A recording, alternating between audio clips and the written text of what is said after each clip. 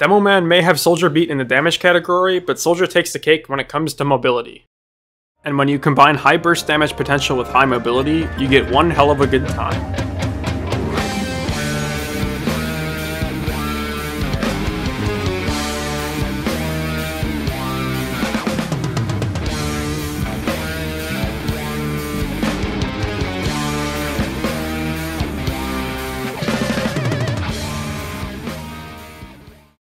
Of course, Soldier does have some drawbacks.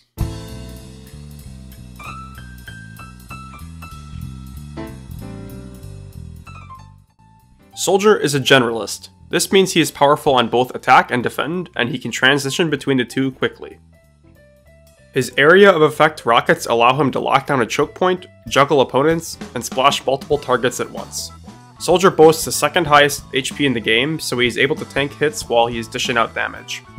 He can use his rockets to be extremely mobile, allowing him to aggress, retreat, or reposition when necessary.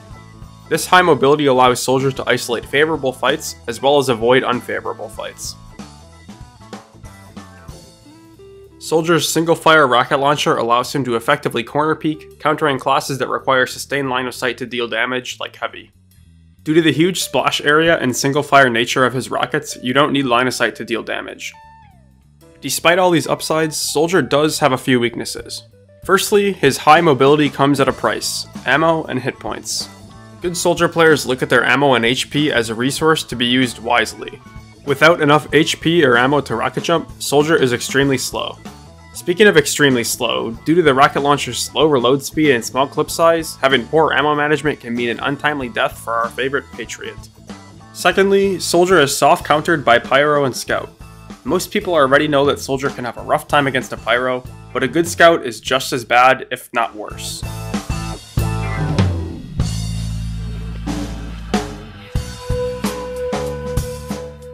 I was originally going to go over every single Soldier weapon here, but the thing is, I really don't want to have to use the Liberty Launcher or the Bison to get enough B-roll, so I'm just going to mention what I actually want to use. For primary, I use either stock or the original. These are the most reliable options and are functionally the same. Cow Mangler can be viable, but it makes Engineer even more annoying to play against, so I avoid it.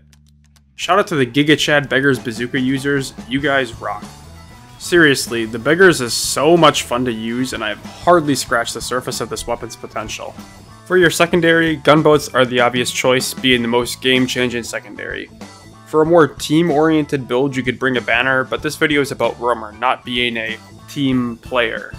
For your melee, I would recommend the Escape Plan. The Market Gardener and the Disciplinary Action are both viable, but the Escape Plan is reliable. Sure, you can have another DPS weapon if you bring the oversized spoon, but you already have a rocket launcher. The whip provides free movement speed to you and your team, but again, this video isn't about being a team player. The escape plan guarantees you will still have access to high movement speed even when you are too low to rocket jump. The Marked for Death downside isn't as big of a deal as it may seem, since you will only be pulling out your pickaxe when you are very low HP. The only time this really makes a difference is if you get peppered across the map by a hitscan class. The lack of damage falloff on the mini-crits might mean your untimely demise. The Marked for Death could also come into play when you run out of ammo, so make sure you're keeping an eye on your rocket reserves. There are still other strong weapons that I haven't talked about, so at the end of the day you can use whatever loadout you want. For now, let's move on to the next section.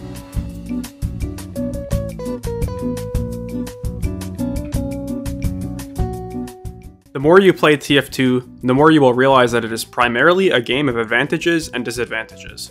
Take Payload for example. Before the round starts, Red Team has time to get set up, laying down sentries and teleporters and sticky traps and posting up on sniper sightlines, while Blue Team is stuck idling in spawn. As the round starts, Blue has no map control. In fact, Blue always has a positional disadvantage being cornered in their spawn. However, Blue Team does have some advantages, such as faster spawn times, as well as the cart, which acts as a permanent level 1 dispenser. These advantages, combined with coordinated team pushes, often accumulate into the blazing glory of the payload exploding at Red Team's spawn. Of course, Red Team often manages to halt Blue's offensive using their initial map control to maintain a positional advantage. These imbalances even out into the community's beloved Payload game mode, which has remained relatively unchanged since it first came out on April 29, 2008. This analytical approach to evaluating advantages and disadvantages can be applied to many other aspects of TF2, such as playing Roamer Soldier. The best Roamer players play in a very unfair way. They avoid any confrontations in which they have a disadvantage, and seek out ones that are favorable to them. When you are roaming, you should strive to be constantly aware of the state of the game, always asking yourself, what could I be doing right now to give myself an advantage? Before I get to the more complex soldier tips, let's quickly go over the most fundamental of these advantages. The most obvious of these is being on high ground. This is probably the most important takeaway you can get from this video. Soldier is a lot easier to play when you can splash people who are standing below you. Of course, it's not always possible to be on the high ground, and not all high ground is created equally. Just because you are up high doesn't mean you are immune to snipers, for example. Look out for other soldiers jumping you, a scout pushing you, or a demo spamming projectiles up at you as well. If you have to, it's fine to back up and live to fight another day. Picking your fights is an extremely underrated part of being very fast. This means exactly what it sounds like. If you find yourself in a situation where you are surely going to die, such as a 3 versus 1, you can jump away to safety. Once you have your team with you, or your opponent is distracted, you can recommit when the fight is in your favor. In this clip, I back up from a 2v1 and recommit almost immediately, catching this Pyro off guard. The key here is the fight needs to be in your favor. If you find yourself dying super often without getting any frags to show, you are likely overextending and not picking your fights well. At this point in the video, I won't get caught up in the minutia. Just remember that picking your fights isn't just based off of numbers alone. You also have to keep in mind the classes you are fighting, the position of both parties as well as their health and ammo, and many other nuances. For now, let's talk about resource management.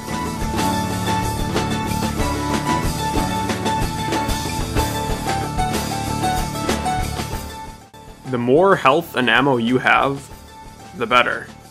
Alright, let's talk about flanking now.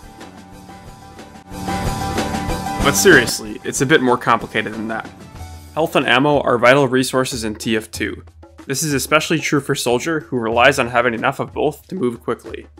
Before I get too deep into this section, I'd like to point out that health is a much more important resource than ammo.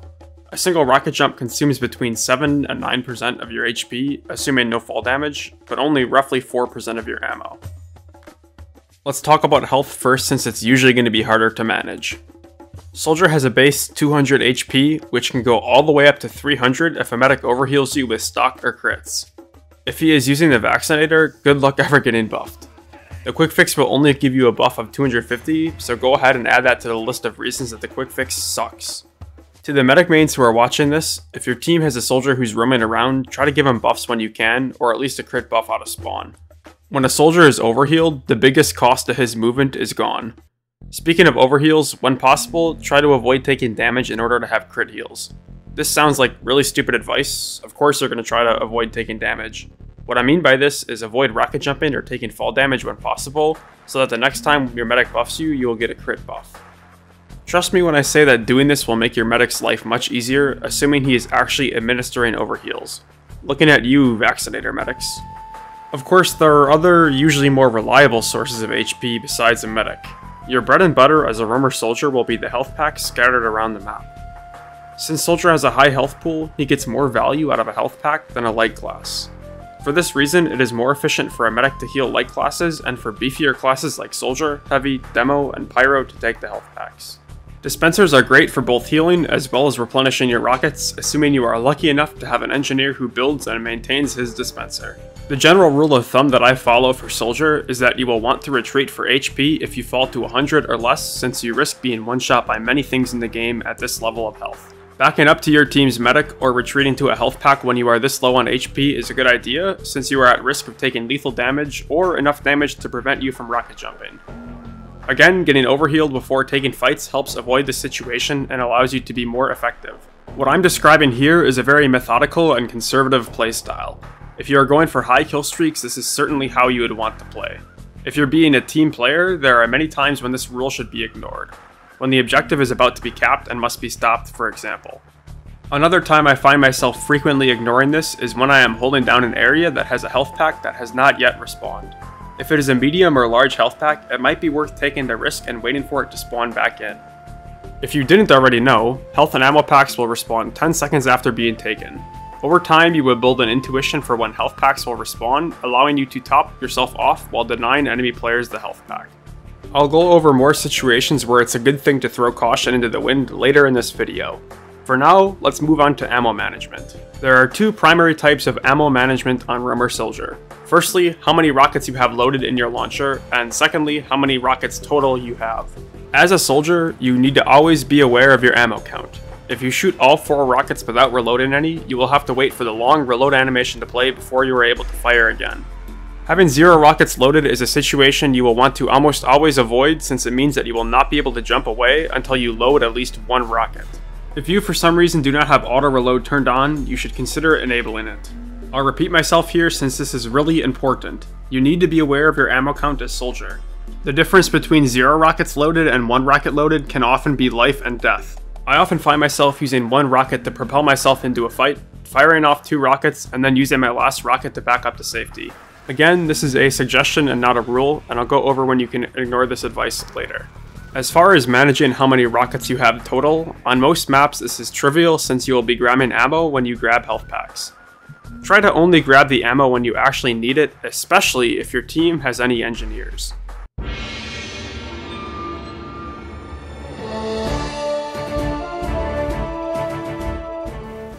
By now you realize that Roamer Soldier is very self-sufficient.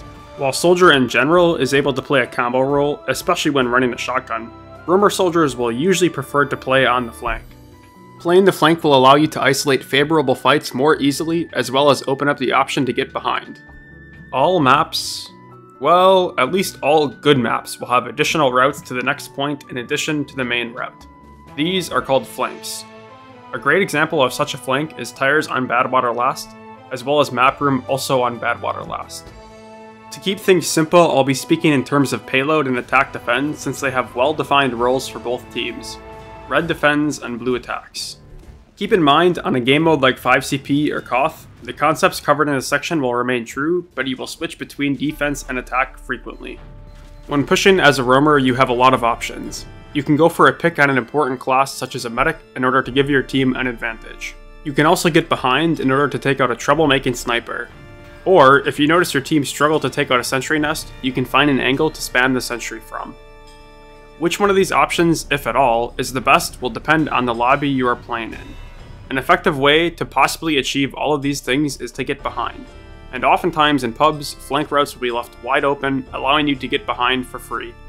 To explain the concept of flanking in this video, I'll be using Badwater's last point. Let's talk about blue team first. Arguably the easiest way to get behind in general is to simply rocket jump where you are able to go high and fast. Jumping both high and fast will allow you to avoid taking too much damage from the other team and maybe even go unnoticed since everybody knows TF2 players don't look up. While this is usually the best way to get behind if the other team is holding flanks correctly, it can be difficult. I almost never do this on Badwater Last because there are no good health packs to land near. Because of this, there is a good chance I will be low HP when I land, especially if I wasn't buffed when I jumped. Usually you will be able to find an opening to get behind by pushing through one of the flanks, which I think is a much better option on this point. So we are left with 2 options, Tires or Map Room. Usually I like to push Map Room first, especially if there's a lot of time left on the clock, since you have a higher risk and reward. Pushing Map Room can be extremely difficult if Red Team is watching it. You have to walk through 2 very narrow choke points and contest players on the high ground in order to get anywhere useful. If you are able to push all the way into Map Room, you are given a very nice spam angle down onto the main NG nest. You still need to be careful here because you are in a sightline when peeking the window, and red spawners can come take high ground behind you. Of course, you can rocket jump onto the platform and get behind, which will allow you to shut down any sniper standing here, as well as provide more spam angles. If Red Team is properly holding Map Room, you might have to avoid it. If your team is pushing the cart and is close to capping, it's a good idea to push Map Room since the red players holding it will be forced to look at the objective. This is a good time to mention that being behind on blue team is by far the most effective when your team is actually pushing into the objective. You will often find that your team is exerting no pressure whatsoever, and red team has all the time in the world to send players back to take you out. This is the sometimes unfortunate truth of a team game. Tires is the other flank route on Badwater Last, and is easier to push through than Map Room, especially when red team is holding this forward choke point. If red team is forward in this choke point, you can sneak behind by going through this drop down. I usually find that red soldiers and demos prefer to hold map room, so walking through this choke point that leads into tires is usually pretty free. Be aware that players can be hiding in the window room up top, so checking it is usually a good idea before pushing too deep into tires. If you're able to get deep into tires uncontested, or if you win the fight versus the defending red players, you have a few options. If your team is having problems with engineers, you can jump to this platform and go down the stairs to get a spam angle on their nest. If the cart is still pretty far back, you can just shoot at red team's back if they're standing here in this choke point. Usually, if I'm able to do so, I'll check the small health pack room since snipers love to stand here. You can also play on this platform and spam down at any red players holding the low ground. This is a riskier position since red spawners can sneak up behind you and you are in a lot of sniper sightlines. If your team is getting close to capping the point, you can also go spawn camp one of the spawn doors. I should note that once you do get behind, you should still keep in mind the fundamentals and do your best to avoid fights that are not in your favor. Usually it is easy to win fights while you are behind since you will often have a back turned to you until you hit them with a rocket.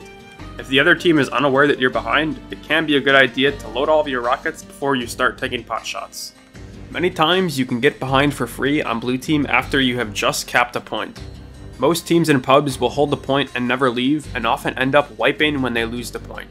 Since red team spawns are usually very long, you can get in position to completely ruin their hold on the next point.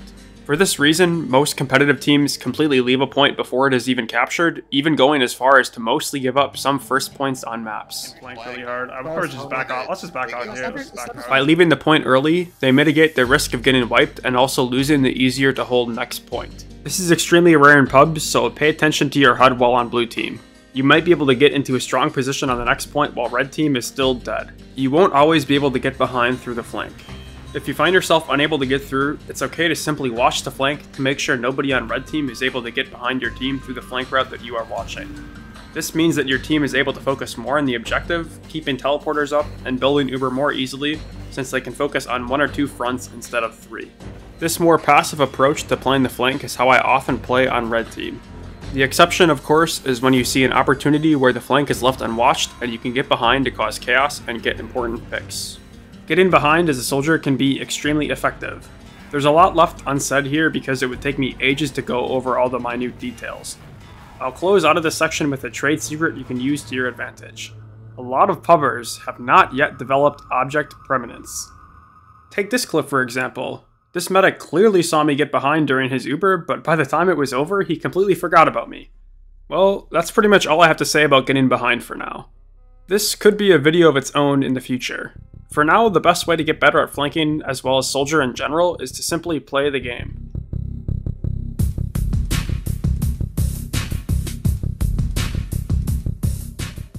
As a soldier, you will generally want to be isolating favorable 1v1s. I've said that at least 3 times this video, but never explained. Since you are very fast, you can afford to commit into no man's land to land on top of an overextended enemy, 2-rocket them, and then jump away to get a health pack, and then repeat. There is usually a wide buffet of clueless pubbers and friendlies to feast on, so this strategy is typically very effective. There are going to be some lobbies where you will need to play a bit smarter to rack up kill streaks. The topic of choosing your fights could easily be its own 30-minute long video. For this reason, I'll be glossing over a lot of the details and nuance that are still important, although much less common. In this section, I'll cover general tips for picking fights, and then give advice in a couple of common scenarios. The first tip I am sure you have already heard is play on the high ground. Simply by having a large height differential between you and your opponent can turn a very unfavorable fight into shooting fish in a barrel. I'm sure you've probably heard this advice a million times, but you would be surprised how often you are probably positioning yourself poorly. Remember, the high ground is where you want to be, it's your happy place. I really cannot stress this enough. Play on the high ground.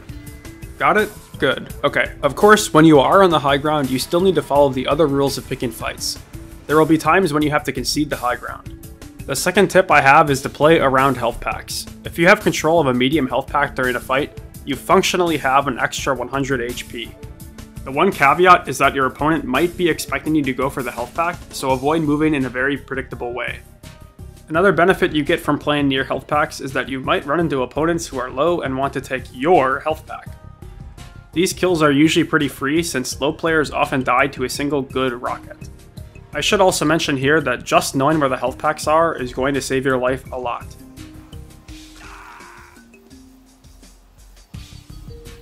Map knowledge is extremely important for roamer since you heavily rely on health packs to survive.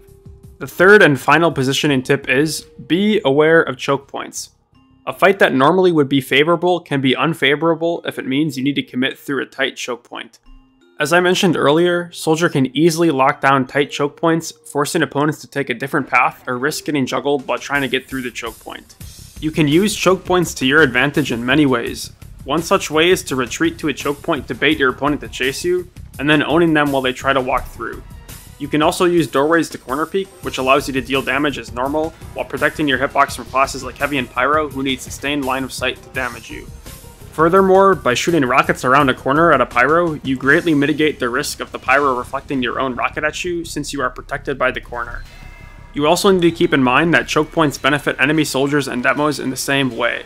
Taking a 1v1 versus a stock demo is normally favorable for Soldier. If the 1v1 involves you committing through a choke point to get to the Demoman, this might be a different story. The big takeaway from this section is to be aware of where you are on the map, and to use it to your advantage. There are a couple of do's and don'ts that are common enough to warrant a mention here that I will just rattle off really quick. First of all, don't rocket jump at a spun up heavy, wait for him to spin down before picking a fight. Jump away if you encounter a spun up heavy at close range that isn't already low HP. Don't rocket jump at a sentry nest. Do spam the sentry out first. If it's in a spot that's hard to spam, coordinate with your team to take it out. Obviously, this isn't always a possibility in casual, so you might just have to go around the sentry gun. Depending on where the sentry is, you might also be able to switch to Demoman to take it out a lot easier. Don't spam rockets at a Pyro if you are in mid to long range. You and your team will just end up eating your own rockets as a pre-spawn room snack. Do try to get into close range and hold your fire until they reflect, or wait till they switch to their secondary. Or you could just not fight the Pyro, that's usually the best bet. Last but not least, don't try to fight Ubered players head on. Do wait until they are no longer shiny. You'll also want to wait out explosive vaccinator bubbles. Remember that these are just suggestions and they're primarily meant to be followed if you are doing your best to stay alive and play conservatively while still being aggressive. Naturally, these tips can be ignored given certain circumstances.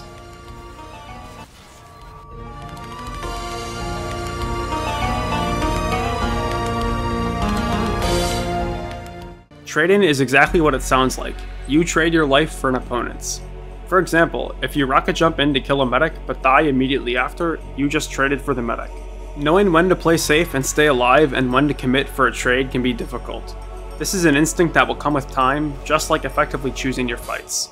I often find myself settling for trades if I am behind enemy lines and they have caught on to my shenanigans and are sending people back to kill me. On blue team, it can be best to trade for important classes such as medic or demo since they are both extremely impactful classes and you have a faster spawn time. On red team, you will usually want to avoid trades since by default you have a longer spawn time. However, traded for a medic or a demo as a soldier is usually worth it regardless of what team you are on. A question you might be asking is, how do I know what trades are good trades? The answer to this greatly depends on the lobby you are in. The best pick you can get will always be the best player on the other team, and the second best their second best player, and so on. There does exist a class hierarchy, but this is assuming everybody in the lobby is of equal skill. Sometimes, when you commit for a trade, it won't work out and you will just die. Sometimes this chalks up to missing your shots. I think being patient as a soldier and waiting until you know you can hit a rocket is an underrated ability. While playing against skilled players, your rockets might get surfed. All damage in TF2 deals knockback. Good players know how to use this knockback to their advantage. You can basically just imagine that your targets can use your rockets to rocket jump. Luckily for you, you control where your rockets go and when they are fired, so you can easily counter the strategy by waiting for the target to reach the top of their jump before firing, or just hit a direct rocket on the top of their hitbox. Either way, your opponent will not be able to surf. You can also just fire off the rocket and go for the GigaChat airshot, which, let's be honest, is way more fun.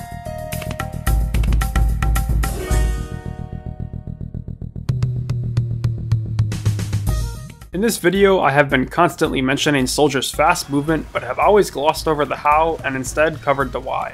This section will hopefully help fill in the gaps and help you develop better movement. But make no mistake, this is not a rocket jumping guide. Not only are there plenty of guides out there, but a video tutorial simply cannot replace actually learning by jumping yourself.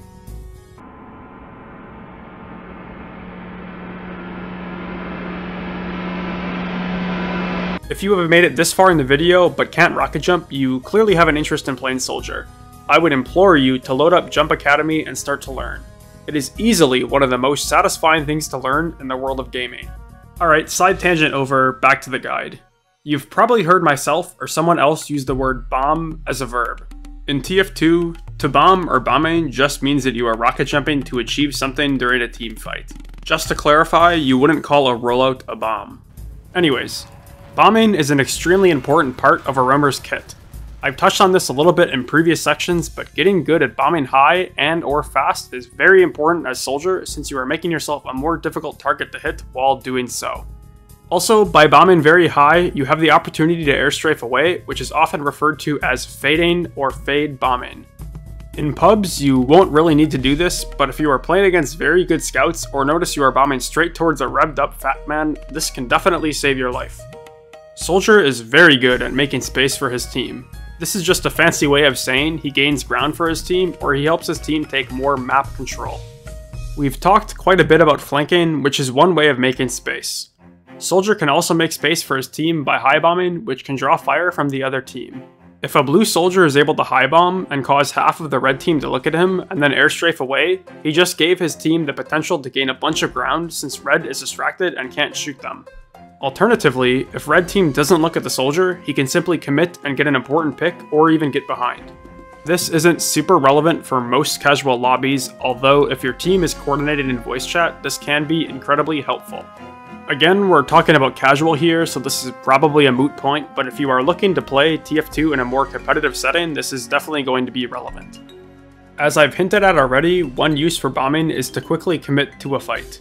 If you see a medic, or any vulnerable player really, out of position, you can bomb at them to catch them out. This is more effective since by bombing you close distance very quickly and are much more difficult to hit. Once you have begun your bomb, you can either start firing rockets or wait until you've reloaded at least one rocket.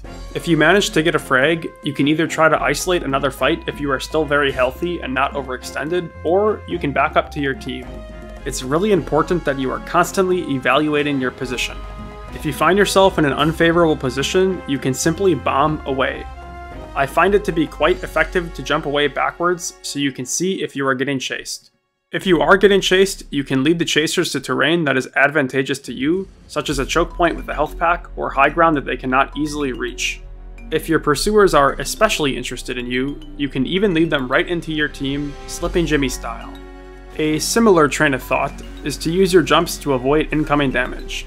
If you can avoid an opponent's rocket that would deal 50 to 90 damage by taking 18 of your own damage, it's usually going to be worth it. Ammo management must also be taken into consideration here. If you do jump away to avoid damage, you will have more control over your movement since you control your trajectory and do not risk getting juggled by an opponent. The other main use of rocket jumping is to roll out and also to reposition.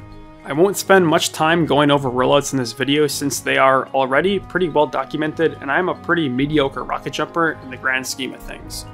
The last relevant use for rocket jumping is to reach some sneaky hiding spots. You would be surprised how many actually useful spots there are on common maps. And since TF2 players never look up, you're basically guaranteed a free kill so long as nobody spotted you getting into the spot. Just try to keep in mind that after you get a frag or two, the other team is gonna start catching on, and you might want to consider repositioning.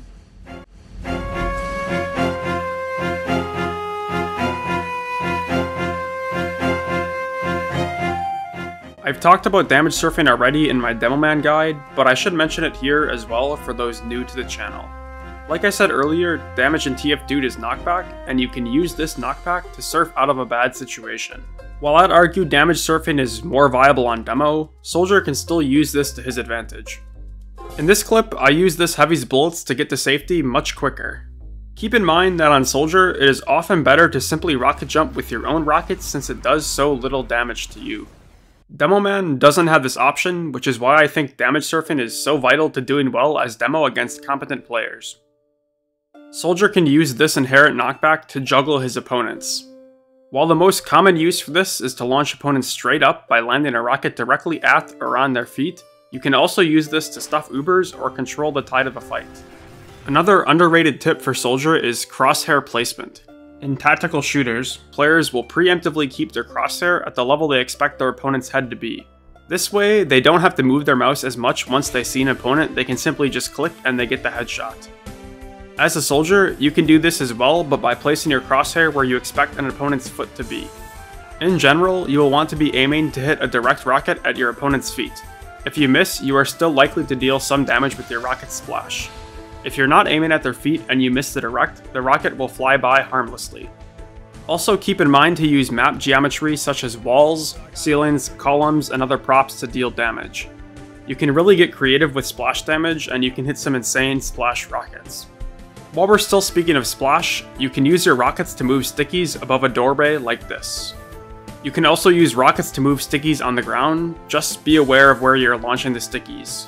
Another great use for your rockets is to pre-fire quarters to check if there is anyone there. You can also use your rockets to launch ammo packs to yourself, which can be useful, but is most of the time worth it just for the cool factor alone. Similar to Demoman, Soldier can sync his projectiles while he is jumping. Unlike Demo, you need to do this while you are rocket jumping because rockets fire in a straight line. This is the easiest to do when you are high bombing. You can essentially one-shot lighter classes if you do this correctly. The last tip that I have that will help you improve at Soldier is to play other classes. I know I said this in my demo video, but for some reason some of you haven't seen this video yet.